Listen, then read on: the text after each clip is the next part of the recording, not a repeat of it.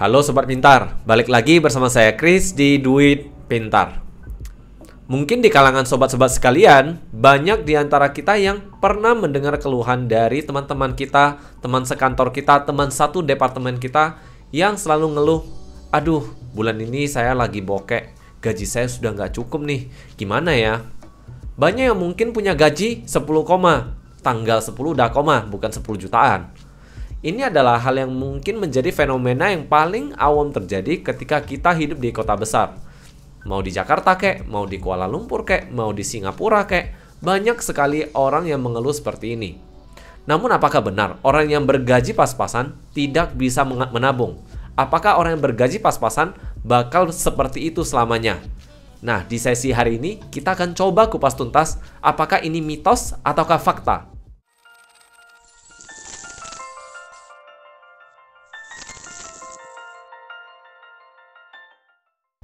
Awalnya sih saya berpikiran yang sama, di mana banyak orang yang memiliki gaji, bahkan di bawah UMR, tidak akan pernah bisa untuk menabung. Dikarenakan penghasilan mereka pas-pasan untuk kehidupan mereka sehari-hari. Tidak jarang orang yang bergaji 10 koma di Indonesia ini. 10 koma di dalam kasus ini bukan gaji di atas 10 juta, namun tanggal 10 sudah koma. Ini adalah hal yang sangat wajar terjadi, terutama di kota-kota besar di seluruh dunia. Jadi ini bukan hanya di Indonesia. Hal ini diakibatkan oleh berbagai faktor yang ada di dalam kehidupan kita, yang mana saya akan coba kupas hari ini satu persatu. Di Jakarta sendiri, angka UMR berada di sekitar 4,2 juta rupiah, di mana angka itu juga dianggap tidak akan cukup untuk menghidupi seorang individu yang ada di Jakarta. Awalnya saya juga berpikir demikian, bahwa 4,2 juta tidak akan bisa hidup di Jakarta, terutama kalau ngekos lagi. Kalau masih tinggal dengan orang tua mungkin masih bisa lah. Namun ternyata hal ini dipatahkan oleh adik teman saya yang bekerja di Jakarta dengan gaji di bawah UMR tersebut. Yang ternyata ada satu tips yang menurut saya sangat masuk akal untuk dilakukan oleh banyak orang. Dan ini adalah salah satu cara untuk bertahan hidup, terutama di kota metropolitan yang ada di Indonesia ini. Saya akan memberikan contoh alokasi dari dana ini sendiri. Contoh alokasi ini ada berbagai cara untuk mengalokasikannya. Namun saya akan memberikan salah satu contoh yang paling sederhananya. Yaitu kita mulai dari alokasi yang paling besar. Kalau misalnya kita ngekos nih di Jakarta. Yaitu tempat tinggal. Nah, untuk berbicara pemilihan tempat tinggal, saya punya tips tersendiri untuk pemilihan tempat tinggal. Saya selalu membandingkan berbagai pilihan tempat tinggal ditambah dengan biaya transportasi yang harus saya keluarkan apabila saya tinggal di suatu tempat. Jadi yang namanya biaya transportasi dan biaya sewa kos saya gabungkan jadi satu. Dikarenakan kedua hal ini akan saling berpengaruh. Kalau misalnya nih tempat tinggal saya dekat dengan kantor, maka otomatis ada kemungkinan saya tidak perlu naik ojek, tidak perlu naik taksi, tidak perlu naik kendaraan yang lainnya. Bisa saja saya jalan kaki. Kalau mungkin saya agak jauh, berarti saya harus hitung biaya transportasi saya lagi. Mau itu busway kah, mau itu ojol kah, mau itu taksi online kah, dan sebagainya. Jadi angka tersebut setelah kita gabung, maka kita akan mendapatkan satu angka yang mana kita mengetahui biaya tinggal kita berapa. Contoh misalnya, katakan kita bekerja di daerah Kuningan di Jakarta. Di daerah Kuningan di Jakarta masih banyak kok tempat tinggal yang berharga sekitar 1,2 hingga 1,8 juta per bulan. Tinggal kita mau cari-cari saja. Ya namanya kalau hidup pas-pasan jangan harap tempatnya mewah. Yang pasti tempatnya tidak semewah yang ada di pikiran kita. Dikarenakan dengan harga sekian, apa sih yang bisa kita harapkan? Yang penting kan bisa tidur, bisa mandi, itu udah cukup menurut saya. Dan yang paling penting bersih, ada ventilasi. Ya balik lagi ini semua ke preferensi masing-masing. Beda orang beda preferensi. Ada orang yang walaupun hidup pas-pasan, yang penting hidupnya nyaman, boleh-boleh saja. Itu semua tidak ada salahnya. Balik ke standar masing-masing. Dalam hal ini saya akan memberi contoh alokasi. Misalnya gajinya 4 juta nih. Gaji 4 juta gimana nih alokasinya? Contoh kita cari kos harga 1,8 juta. Maka sisa dana sekitar 2,2 juta. Kemudian berikutnya adalah yang perlu kita perhitungkan, yaitu biaya makan dan biaya transportasi. 1,8 juta anggapan ini adalah kita tinggal dekat dengan kantor kita. Sehingga kita bisa meminimalisasi biaya transportasi. Biaya transportasi ini bisa banyak seperti yang sudah saya sebutkan tadi. Dikarenakan gaji kita juga pas-pasan, kalau misalnya butuh transportasi, carilah yang dekat dengan busway sehingga cenderung akan lebih murah biaya transportasinya. Pulang pergi busway paling mahal ya 10.000. Itu sudah ekstra loh, 10.000. Contoh misalnya katakan biaya transportasi pulang pergi 10.000. 1 bulan berarti 300.000. Maka tadi 1,8 ditambah 300.000, 2,1 juta. Sisa gaji masih ada 1,9 juta. 1,9 juta kita alokasikan lagi untuk biaya makan. Kalau misalnya nih kita beli makanan, maka satu hari katakan kita alokasikan 100.000, 1 bulan 30 hari menjadi 3 juta. Otomatis gak cukup dong kalau untuk makan 100.000. Maka yang bisa kita lakukan adalah kita kurangi angkanya menjadi misalnya 50.000 per hari. Loh Chris, 50.000 di Jakarta kan susah. Yes, saya ngerti. Namun ada tips dari adik teman saya yang mana beliau makannya yaitu dengan masak sendiri. Awalnya memang agak susah. Awalnya kita banyak trial and error. Namun namanya hidup sendiri, alangkah baiknya kalau kita punya skill memasak. Dengan kita bisa memasak sendiri, otomatis biaya makan di luar akan menjadi lebih kecil. Efeknya apa? Kita punya sisa dana yang lebih. Kalau misalnya mau nongkrong-nongkrong masih bisa, bukan nggak bisa. Untuk makan kita alokasikan katakan satu hari 50.000. 50.000 berarti ya anggap sarapannya nggak ada deh. Makan siang dan makan malam. Makan siang 25.000, makan malam 25.000. Namun mungkin agak berat di Jakarta. Banyak yang berpikir, oh bahwa di Jakarta itu susah untuk dapat makanan 25.000. Maka cara lain adalah catering. Atau cara yang lebih murah lagi yaitu masak sendiri. Bisa-bisa aja kok kalau kita masak sendiri 2 kali makan 50.000. Bukannya harga yang impossible banget. Itu sangat memungkinkan karena ini sudah dipraktekkan oleh adik teman saya yang tinggal di Jakarta. Ya lebih tepatnya sih di Jakarta Barat. Mungkin karena kantornya dekat dengan sana juga. Namun kalau misalnya dekat kantor kita tidak ada, ya terpaksa harus masak sendiri atau catering. Kedua cara ini bisa meminimalisasi biaya makan kita yang seharusnya makan di luar. Karena makan di luar ya mahal sekali, terkecuali kita makan di warteg. Namun ya seperti biasa, kalau makan di warteg mungkin ada keraguan atas kebersihannya, ada keraguan banyak sekali yang ada di kepala kita. Sehingga akan lebih baik kalau misalnya kita masak sendiri. Dengan masak sendiri kita sudah tahu biayanya kira-kira berapa. Katakan kita dapat nih catering 1,5 juta per bulan. Maka sisa dana kita masih ada 400.000. Sisa dana 400.000 ini kita bisa mulai untuk menabungnya untuk dana darurat kita terlebih dahulu. Dikarenakan menurut saya agak keliru kalau kita menggunakan 400.000 ini langsung ke investasi. Dikarenakan tanpa dana darurat, kalau misalnya nih terjadi hal-hal yang darurat sehingga memaksa kita untuk menarik investasi kita. Akhirnya apa? Kalau misalnya pas investasinya naik, ya tidak apa-apa. Masih menguntungkan. Namun apabila yang terjadi adalah kita misalnya amit-amit di PHK, kemudian investasi kita lagi turun-turunnya, alhasil segala sesuatu yang sudah kita usahakan untuk mencapai tujuan keuangan kita menjadi sia-sia. Tentunya saya yakin Sobat Pintar nggak ada yang mau gitu dong. Yang bisa Sobat Pintar lakukan seperti apa? Jadi dari 400.000 ini bisa kita alokasikan misalnya 200.000 untuk ditabung. Jadi tabung untuk dana darurat terlebih dahulu. Setelah itu baru sisanya 200.000 digunakan untuk misalnya mau ngafe, mau nongkrong dan sebagainya. Dan mungkin banyak juga yang bertanya, 200.000 ini cara nongkrongnya gimana? Saya bagi nih tips dari saya. Ini pengalaman pribadi loh yang saya bagikan. 200.000 ini kita bisa alokasikan misalnya setiap minggu kita keluarkan hanya 50.000. Lalu pertanyaan baru muncul, 50.000 sekali nongkrong itu gimana? Tipsnya dari saya adalah makan dulu dari rumah sebelum nongkrong. Itu yang dulu saya lakukan bersama istri saya. Jadi saya mengalami krisis keuangan sendiri yaitu setelah saya berkeluarga. Dimana ketika saya ingin nongkrong keluar rumah, saya makan dulu di rumah. Dengan makan dulu di rumah, otomatis saya menghemat biaya makan di luar tadi.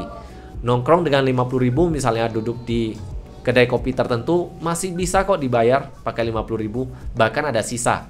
Jadi kalau misalnya dengan 50.000 terlalu mahal untuk beli menu tertentu, kita bisa pilih menu yang paling murahnya, misalnya teh ataupun kopi hitam. Masih sanggup dong? Bahkan masih ada sisa. Sisanya baru kita alokasikan untuk yang lain. Lalu kalau misalnya alokasinya mau berbeda, bisa nggak? Bisa-bisa aja, tinggal disetel, diatur sesuai dengan kebutuhan kita. Misalnya yang tadi 200.000 untuk ditabung, karena mau pakai pulsa, karena sering berada di luar bangunan atau di luar gedung, maka ya boleh alokasikan 100.000 untuk pulsa, kuota internet dan sebagainya. Untuk sobat pintar yang sedang berada di rumah bekerja atau work from home, mudah-mudahan sobat pintar semuanya aman-aman aja ya. Supaya sobat pintar tidak bingung, sobat pintar boleh juga curhat di kolom komentar. Jadi nanti sobat pintar bisa saling berbagi soal keadaan bagaimana kondisi bekerja dari rumahnya. Namun saya cukup yakin bahwa banyak sobat pintar yang tidak harus bekerja di rumah, dikarenakan ada 11 sektor yang tidak perlu bekerja di rumah. Yang paling penting adalah sobat pintar harus tetap berpikir jernih sebelum membeli segala sesuatu.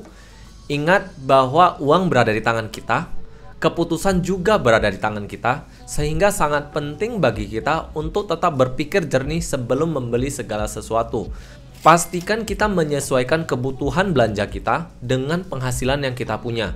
Apabila penghasilan kita tidak sanggup untuk membeli barang tersebut, mungkin kita belum waktunya untuk beli barang tersebut. Balik lagi, kalau hidupnya bagai sultan, namun penghasilannya pas-pasan sekali, ini bukan tipe pas-pasan yang mewah, tapi pas-pasan yang agak-agak kurang, maka kurang bijaksana dalam menjalani hidupnya seperti itu. Akan lebih baik apabila penghasilannya pas-pasan, ya hidup pas-pasan aja. Tidak perlu terlalu mewah, terlalu wah. Tujuan utama kita bukan untuk terlihat kaya, tujuan kita semuanya adalah untuk menjadi kaya. Jadi supaya sobat pintar semakin kaya, ingat mindset orang-orang terkaya di dunia ini, mereka juga selalu hidup sederhana. Karena tujuan utama hidup mereka bukan menjadi terlihat kaya, namun menjadi kaya. Kaya beneran, bukan hanya kelihatannya. Percuma kalau kelihatan kaya tapi belakangnya utang semua. Pertanyaan yang paling krusial yang mungkin saya sering menanyakan orang-orang adalah, apakah kita mau bekerja selamanya? Apakah kita mau seperti ini hidup selamanya? Apakah kita nggak mau suatu saat kita membeli aset, rumah, mobil, atau memiliki harta tertentu, ataupun memiliki pasangan dan berkeluarga? Saya yakin sobat pintar semuanya pasti mau dong. Untuk mencapai itu tentunya ada beberapa hal yang harus dilakukan. Salah satunya ya pasti menabung. Namun menabung juga bukan hanya menyimpan uangnya di bank, ada beberapa cara menabung dan ada beberapa langkah utama yang harus dilakukan. Salah satunya adalah menyediakan dana darurat seperti kondisi saat ini. Terutama kondisi seperti ini di mana ekonomi di dunia tidak kondusif, di mana pandemi sedang menyerang seluruh dunia, maka akan sangat masuk akal kita untuk meninjau kembali apakah dana darurat kita sudah mencapai angka yang dibutuhkan. Setelah angka itu tercapai, maka baru kita boleh berpikir untuk hal-hal lainnya, misalnya investasi, misalnya asuransi, dan sebagainya. Kita akan coba membahas mengenai hal-hal tersebut nantinya, namun tentunya tidak akan muat di sesi hari ini, karena nantinya akan terlalu panjang jadinya. Oke, kemudian saya akan coba berbagi beberapa tips yang mungkin sobat pintar bisa lakukan di rumah. Tips yang pertama adalah coba alokasikan dana sesuai dengan tujuan keuangan kita. Saya akan coba bahas mengenai tujuan keuangan di sesi berikutnya. Jadi sobat pintar bisa menyimak sesi berikutnya untuk menyesuaikan yang namanya financial goal atau tujuan keuangan. Dengan kita mengetahui tujuan keuangan kita, maka kita akan mengetahui berapa jumlah dana yang harus kita tabung nantinya. Karena tanpa kita ketahui jumlah tujuan keuangan kita, maka kita pasti akan bingung kita harus nabung berapa banyak. Akhirnya yang terjadi adalah kita hanya menabung sisa dari penghasilan kita yang tidak terpakai. Menabung sisa itu kurang bijak menurut saya. Akan lebih bijak kalau kita menabung dengan angka yang sudah ditentukan sejak awal bulannya. Beda kalau kita menyisihkan sejak awal dengan hanya menabung sisanya. Dikarenakan kalau kita menabung sisanya saja, bayangkan kalau suatu saat tidak ada sisa, maka tidak ada yang ditabung. Kebalikannya, kalau kita menyisihkan sejak awal, maka kita akan cenderung berpikir untuk sehemat mungkin agar dana yang tersisa ini bisa cukup untuk hidup 1 bulan mendatang. Tips yang kedua adalah disiplin. Disiplin banyak sekali hal yang perlu didisiplinkan. Yang pertama adalah seperti yang sudah saya sebutkan tadi, disiplin untuk menyisihkan dana dari awal bulan. Kedua adalah disiplin soal mengalokasikan jumlah dana yang akan kita tabung. Jadi jangan bulan ini alokasinya karena dapat bonus alokasinya banyak, bulan depan alokasinya tiba-tiba mengecil karena nggak ada bonus. Jangan seperti itu. Menurut saya akan lebih baik dialokasikan sebanyak mungkin. Kemudian kalau misalnya ada bonus itu semuanya dimasukkan dulu ke tujuan keuangan kita supaya kita bisa mencapai tujuan kita lebih cepat lagi. Sobat Pintar pasti mau dong mencapai tujuan keuangannya secepat mungkin. Bonus-bonus yang kita dapat, insentif yang kita dapat bisa menjadi titik akselerasi atau titik percepatan untuk mencapai tujuan keuangan Sobat Pintar. Dan yang ketiga adalah disiplin untuk menabung. Disiplin menabung bukanlah hal yang sangat mudah sekali, saya tahu. Namun dengan adanya kedisiplinan yang tadi, maka Sobat Pintar akan lebih mudah untuk mencapai tujuan keuangan Sobat Pintar.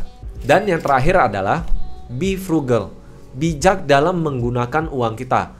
Bijak dalam artian bukan pelit, namun bijak artinya kita selalu berpikir apakah ini adalah kebutuhan ataukah kemauan. Kalau ini memang butuh sekali, maka kita boleh membelinya. Namun kalau ini hanya ingin, kepengen, kita bisa tunda. Tidak harus kita miliki saat ini. Ini sudah pernah saya bahas di video-video sebelumnya. Jadi Sobat Pintar silakan bongkar-bongkar video sebelumnya untuk belajar sedikit mengenai needs dan wants. Karena ini adalah dua hal yang dekat sekali, namun adalah dua hal yang berbeda dan memiliki pengaruh yang besar sekali terhadap kesehatan keuangan Sobat Pintar. Contoh nyata yang saya sudah pernah praktekkan ketika saya berada di bawah sekali, yaitu contoh saya masih nongkrong, bukannya saya langsung menghilangkan yang namanya tongkrongan. Namun kita bisa coba mengurangi tongkrongan misalnya 1 bulan 4 kali karena setiap minggu nongkrong. Kita bisa coba kurangi menjadi 3 kali. Atau mungkin yang lebih ekstrim langsung ke 2 kali. Jadi 2 minggu sekali aja nongkrongnya. Dengan begitu kan otomatis ada dana yang lebih tersisa. Dengan begitu otomatis tabungan kita akan bisa menjadi lebih banyak. Bulan depannya kita bisa alokasikan lebih banyak lagi untuk tujuan keuangan kita. Ingat, tujuan keuangan itu sangat penting karena tanpa tujuan keuangan akhirnya setiap bulan dana kita habis. Dengan adanya tujuan, maka mudah-mudahan kita bisa mencapai apa yang kita impi-impikan selama ini.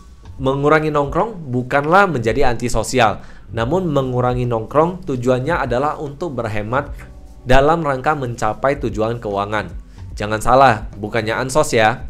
Seperti yang sudah saya sebutkan sebelumnya juga, bahwa kita juga bisa sebelum nongkrong makan dulu di rumah. Itu adalah cara lain yang saya lakukan dan menurut saya itu adalah salah satu cara yang efektif sekali untuk menekan biaya tongkrongan kita. Karena kalau misalnya keluar makan, ya sekali makan minimal sekitar 50.000, 60.000, bahkan 100.000. Jadi kalau misalnya kita mengurangi biaya makan tersebut saja, biaya ngopi paling 20.000 sampai 30.000. Bahkan apalagi di kota-kota besar sudah banyak sekali kopi-kopi yang murah dan punya tempat tongkrongan.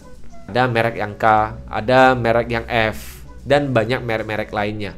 Jadi tidak harus nongkrong di satu merek tersebut, namun ada banyak pilihan lain merek lokal yang harganya sangat bersaing. Itu saja dari saya hari ini, semoga sesi ini bisa bermanfaat bagi sobat-sobat pintar. Jadi tolong kasih like, komen, dan subscribe di channel ini.